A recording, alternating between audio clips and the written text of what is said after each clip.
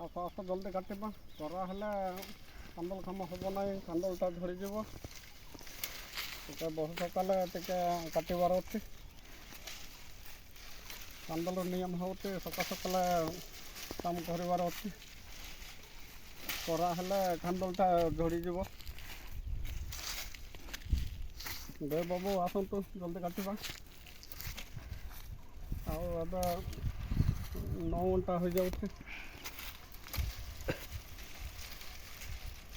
9 ଘଣ୍ଟା ହେଲେ ଆହୁରି କାନ୍ଦଲ କାମ ହେବ ନାହିଁ, କାନ୍ଦଲଟା ଝଡ଼ିଯିବ।